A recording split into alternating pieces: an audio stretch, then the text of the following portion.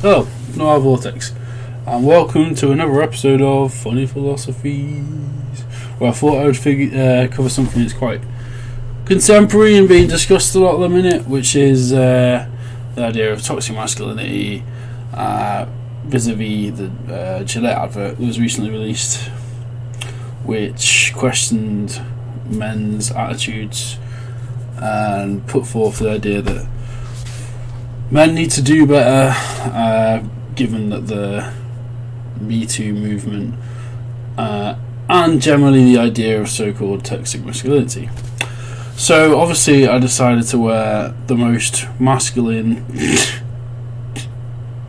alpha male t-shirt I could find, hence why I'm wearing this pink pelican t-shirt, flamingo, not pelican, pink flamingo t-shirt.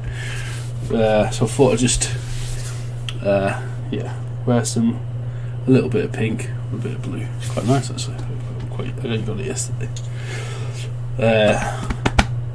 Well, my girlfriend bought it for me first, and then I was reluctantly decided to get it. Tried it on, I quite liked it. But anyway, masculinity, concepts of masculinity and modern attitudes and experiences of masculinity, I suppose, is what we're talking about in this video. And also, I guess, like feminist critiques of toxic masculinity and just generally yabbering and talking assorted philosophical bullshit for 20 minutes, which is always, if you've never seen one of these, is the remit of the entire premise of this series is I just talk for 20 minutes on any given subject in philosophy. So the Gillette advert has obviously sort of divided people and on kind of like ideological lines, really liberal and conservative generally. It tends to be which I know is a simplification, but obviously it's mostly, in terms of what I've seen online, it seems to mostly be an American thing where it's dividing opinion, I suppose. Not specifically, I've not really seen it from, I haven't really, for example, because I'm British, I haven't really seen any British left or right people on Facebook, for example, that I know moaning about it particularly. So there's two. The Gillette advert is, I mean, from my personal point of view, I don't really have a problem with it. I'm cynical about the fact that I don't think they're doing this to make some sort of social point and really initiate change. They're a company that want to jump on a bandwagon and make money. That's simple. Then they're trying, like a lot of these corporations are now, they're trying to jump onto sort of popular movements, which often do emerge from real genuine concerns, but they're leaping onto these movements and sort of leeching off them for profit, which is, I mean, call me cynical, but I don't think they're doing it they're doing this as a profit-making exercise. They're not doing it because they care passionately about restructuring of how men act in society. I mean, maybe they are as well. I mean, you could argue in some ways that maybe it's just a win-win-win in some ways, that you're finding out about a product and also getting a sort of decent social message, I suppose, if you're a man. But I mean, me being cynical, pessimistic I can't help but think this is purely done as a way of enhancing their corporate image and PR, and purely basically to drive profit because they're a company. That's their bottom line, and there's nothing wrong with that. It's just capitalism. It's what it is. I mean, you can weave as many pretty sounding words around it. They've put out an advert to raise awareness of their product, to get a good PR image, and to sell products. So I'm sort of I've got sort of a cynical left-wing view of the whole thing, where yes, of course, I support the concept of developing a healthy masculinity that can take account of your emotional well-being, doesn't pressurize men into never showing their emotions, doesn't portray men as having to always be strong all the time, because that's, I mean, male suicide is very, very high. High, in the 30s, it's like the biggest killer of men, I think, still pretty much. So I obviously agree with all of that stuff. But saying that, I don't think Gillette are doing this purely out of their own goodness of their hearts, and I think you're a fool if you think they are, really. But anyway, let's go on to that. And then obviously the sort of like reactionary conservative opinion to that has been, saying that all men are like are toxic, and all men are all men is like this. It's like, if you watch the advert, in my opinion, that's pretty obvious that it's not what the advert is saying. It's just saying that, or my interpretation of it was that there are sometimes sort of toxic attitudes within groups of men, and questioning that is good. I mean, in terms, like, you know, it's just, I mean, really, it's just about, if you're a good person, you understand that these things are shitty things to do. Anyway, like, you don't just like randomly call out some woman you know in the street and start going, "Hey, sexy," or like, "You got a nice ass," or whatever. You know, that's just like being a decent human being, pretty much, and not harassing people in the street. I mean, it's not that difficult. And I understand that men do it, and that some men do it, and that it's more prevalent in men. Definitely, I wouldn't never argue the opposite, to be honest. And I suppose in some respects you have to like question, within groups of men, you should question sort of attitudes towards women sometimes, or, I mean, because something I've experienced within, I mean, like, let me be honest, right? So, we do objectify women. We like women's bodies. We talk about women in an objectifying way. Even your most woke feminist, even if they say male feminist, even if they say they don't do it, don't believe them. They're telling fucking lies. They do. Every man does it. Every man in this world, if they're not in like a committed relationship or whatever, will talk about women in that way, like, nice ass, love her tits, amazing legs. We all do it, and it's not anything necessarily to be ashamed of. It's just natural heterosexual sexuality. It's literally fine. Women do the same for men and whatever. Like, it's natural. Obviously, where it gets dodgy is if you're making someone feel uncomfortable. If you're either in a group or as an individual, if you start basically harassing them, and that's obviously fucked up, because they probably don't want the attention, so it's probably going to make them uncomfortable. They may have a husband, they may have a partner, they may have whatever. It's going to make them feel uncomfortable. I think, especially for women, especially if they're out in a sort of random environment, there will of course be an underlying threat of sexual assault. Now, this is something that this isn't something I have personal experience of. Whenever I'm out late at night, I might be worried about being mugged, but I don't have that sort of underlying fear of this person could assault me. Now, and this is just based on stuff I've read from women, so I don't know if I'm making an assumption. Put your comments or thoughts below, but I've read a lot of, not a lot, but I've read things from women that say that when they are late at night, and they will feel uneasy because there obviously is that threat of serious sexual assault, basically. So, yeah, I mean, there's a lot of things that women sort of experience, which we kind of either don't fully understand or haven't fully integrated. And going back to the point I was talking about how we objectify women, like I said, I think that's on a certain level it's not unhealthy. I mean, I don't think there's any way that you can fully divorce your male gaze and your sexuality from interactions with women. I don't think there's, if you're heterosexual, for example, if you're according to a heteronormative kind of idea of what male psychology is, which obviously doesn't apply to everybody, but applies to the majority of men, is that they are attracted to women, attracted to women's bodies, and they're attracted to the peaches and the bit. It's but where it comes into what's the train of thought then? So just thinking of boobs probably. Joking. So yeah, this whole questioning of how men interact with women is obviously important, I think, and I do think it's important that we treat women with the respect that they are due. As long as they're respectful to us, of course, then we treat them with respect. I mean, you don't just automatically treat them with respect. Well, you do automatically. Well, let me rephrase that. You kind of do automatically treat women with respect, who do, just strangers or whatever, and you should do that.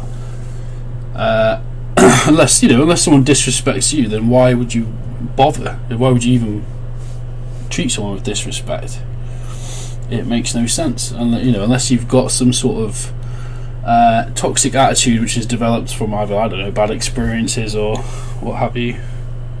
Then I don't know. I mean, like, and I don't think any man is perfect. Like, I've had sexist attitudes.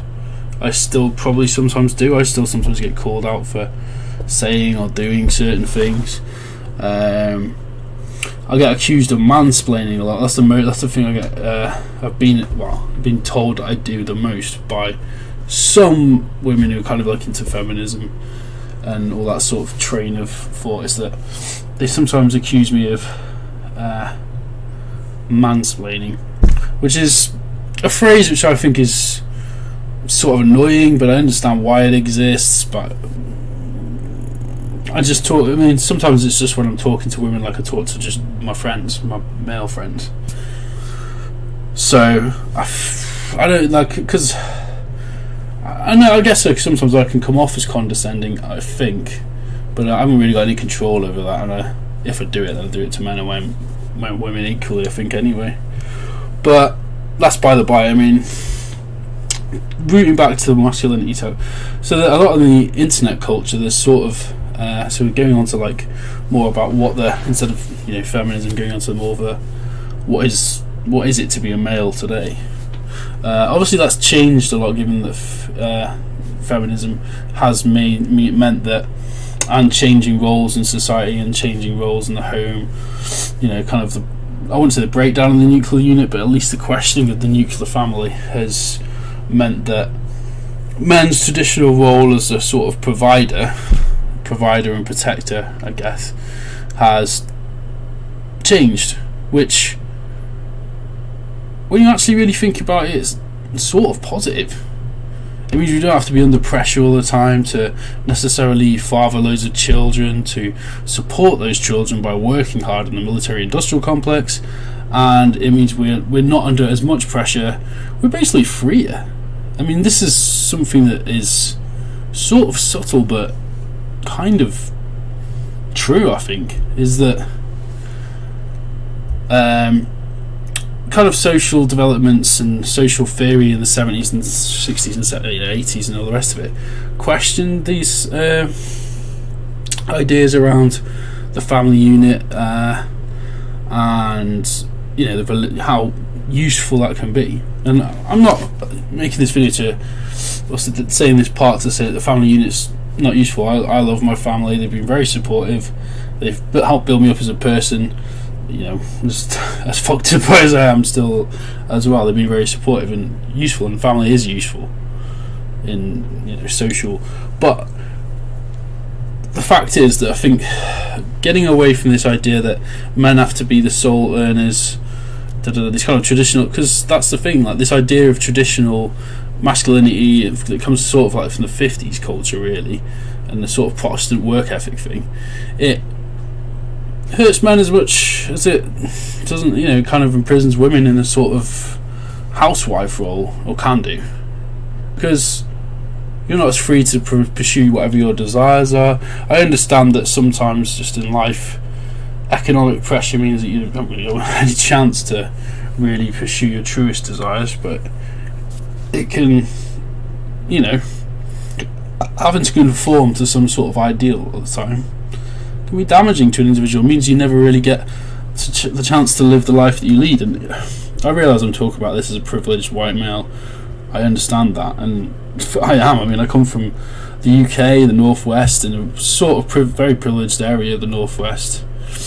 A middle class family, access to books, access to education, all of that, and I understand that, you know, that is a privilege for me to have that, and to quote unquote check my privilege. Yes, I do have privilege. It's obvious that I do. But I don't know. At the same time, you know, that doesn't necessarily mean having privilege doesn't automatically mean that you're going to have a brilliant life. It just means that you've got a head start, I guess, essentially. And I know now I'm basically going over it, like talking in a very obvious way, but let me just try and wind this back a bit because I'm going off on a tangent now. So, yeah, I think, I mean, sort of, I mean, obviously in oh my god, how much longer do I have to talk for now? Probably a bit longer. So in terms of like the theory of how gender is constructed now as well, some people think it's a socially constructed thing, i.e. that the sort of ways we present our gender and is due to social conforming to social norms. So it's sort of socially constructed, and so it's a kind of environmental pressure that means that we. And I was going to talk about this actually, personally speaking, as well. So well, I'm a man, you know, I've got a penis. I might have like kind of this curls and this sort of like, I don't know. Well, this isn't really feminine. It's just long hair, cool curly hair. You know, I've got a beard, which is generally speaking masculine thing, really. I mean, I've explored sort of how I think of gender, or what my relationship is to the other side, or in kind of Jungian terms, the anima animus sort of thing. I've explored that a bit myself psychologically, and I mean, I'm cisgender. I'm very comfortable being a man. I'm quite a stocky, hairy man, so it's sort of, and I feel very happy in that sort of form. So it's that in terms of that, it's this form that I've been given. Luckily, like most people on the planet, I'm very settled in and happy in, even though I could lose some weight. But what was I talking about? So I think in terms of trying to understand the opposite gender, I think it's a lifelong thing often. I mean, I was going to talk about, like, I know there's a category of individuals who call themselves sort of gender fluid or non-binary now, and I guess that's like a minority of people, but I mean, I can understand that to a degree, sort of like non-binary thing, because in a sense, I wouldn't say like for myself, I sort of feel androgynous in a lot of respects. I don't feel strongly male, strongly female. It doesn't mean that I've kind of messed around a bit with experimenting with like sort of opposite gender expressions. I'm not like a cross-dresser or anything, but I've like had a bit of a laugh with some people, like but it never. I always kind of felt uncomfortable doing it, and it was also always just sort of a laugh. So it does, for some reason. So I mean, I think basically, as what I'm saying is, as a man, if I have to sort of assume, or if I become too feminine, or not become too feminine, but I'm sort of put in a situation where I'm, I don't know, in one way or another, emasculated too much, or sort of made to play a game. I'm supposed to be acting feminine. It does make me sort of feel uncomfortable, which I sort of because I guess it's because I'm a cis nature, and it's sort of like going into an alien other sort of mode, I suppose. Which I don't know. Which by just makes you feel odd, I guess. I mean, what I'm talking about is basically, so like I've had like lipstick put on me before and stuff, and it just made me feel odd. It was a long time ago, not a long time ago, it was about a year ago, but it just I just found that kind of disconcerting as opposed to obviously being very honest there. I'm just sort of trying to talk about my experiences of like gender fluidity, I suppose. I mean, it sort of was like, oh, that looks weird. I kind of look an alien or something when I was looking in the mirror. But yeah, basically, I think being a healthy man is just basically being a healthy human being, to cut it down to its simplest form. It's just pretty fucking common sense stuff as well. Accept people who are different to you. You're not going to stand them maybe, but accept them, like, you know, gay people, trans people, LGBT, different races, different ethnicities. People are going to be different to you, and part of being a healthy man is accepting that difference and just letting them get on with it, really. And also defending other people's rights when they get curtailed, I suppose, too. So again, a lot of it's common sense, and not having to live up to it. I mean, being competitive is not by its very nature bad. In fact, it drives progress. That's a sort of very positive masculine trait that doesn't often get acknowledged. That competitiveness is good, actually, and especially if you're living in a capitalist society. That's kind of what drives things forward progressively. Economics and innovation, technology.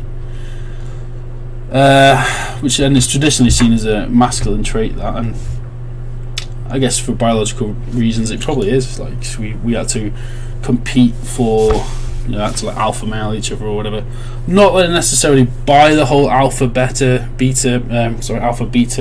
sort of social hierarchy model, because it based on studies of wolves, so I don't fully buy it, but I think there is certainly a hierarchy of when you're in competition with other men. Now, that doesn't mean you're necessarily competing for women, though on one level you probably are, I suppose. Competing to gather stuff. Because we still, on some level, I think we still have primitive brains. We've evolved our prefrontal cortex and all that, and it's so we've evolved higher faculties to like abstract around a lot of our basic desires, but we still have base desires. And I think for men, part of that revolves around sort of hunter-gatherer sort of ideas of hunt, gather resource, and consolidate it, I suppose. We don't live in the Stone Age anymore, so we have the ability to evolve beyond those sort of retrograde impulses. That's sort of what human nature's about, really, is evolving beyond our retrograde sort of. That's what literally evolution's about, really. So yeah, I'll just briefly talk a bit more as well about, there's this internet subculture of incel-dom. Now, incels, and I won't dive too much into this because there's much better videos that'll dive into it, like ContraPoints, for example. It's got a great video on incel culture.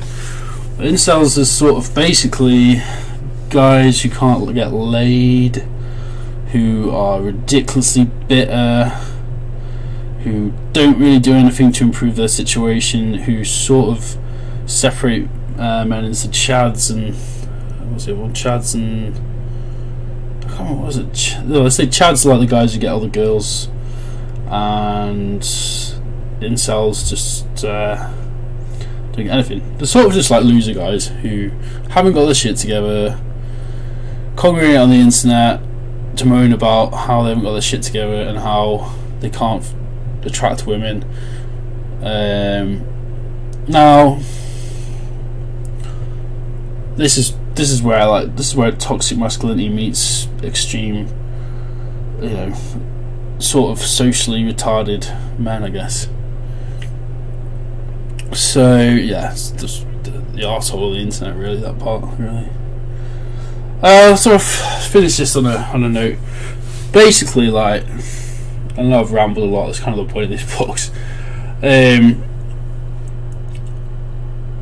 As men, we are all at some point going to be a little sexist, maybe even a little misogynist, even though that usually takes quite an extreme thing to have happened in life, or just having a bad dad or something, I don't know, to get to that point. But we all are going to make mistakes somewhere along the line. None of us are perfect.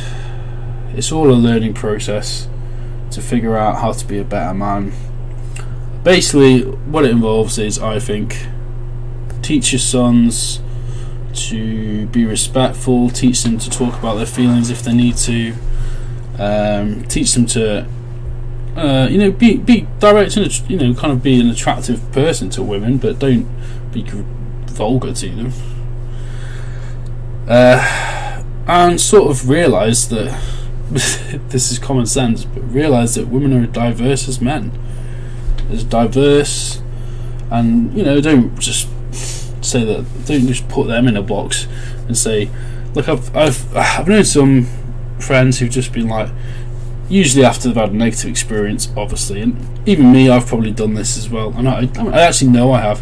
When you've had a bad romantic experience, or some sort of breakup, or some sort of just negative experience with the opposite sex, it can be very easy to kind of go, women, they're all like this.